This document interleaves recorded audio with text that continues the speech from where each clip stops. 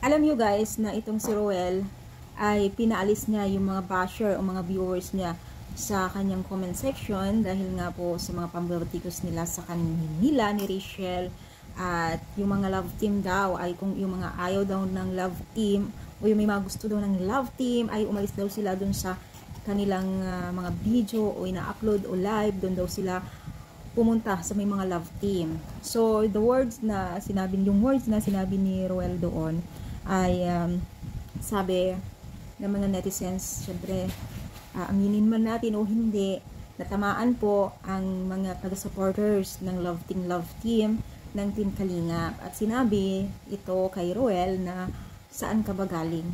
Saan ba nagsimula ang inyong karera?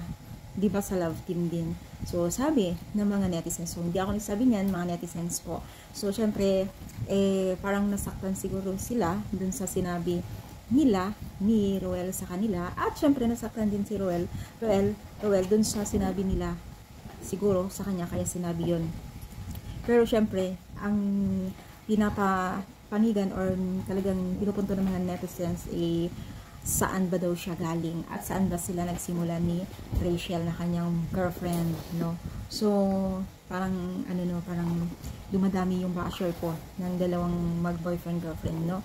Dahil kahit saan video, talamak ang kanilang mga basher, no? So, hindi ko alam kung ano yung mga dahilan, may mga bagay-bagay siguro na mga ayaw nila na nakikita sa kanila. Pero I'm not sure. So, kayo guys, ano napansin ninyo na mga inaayawan ng mga viewers sa kanila, no?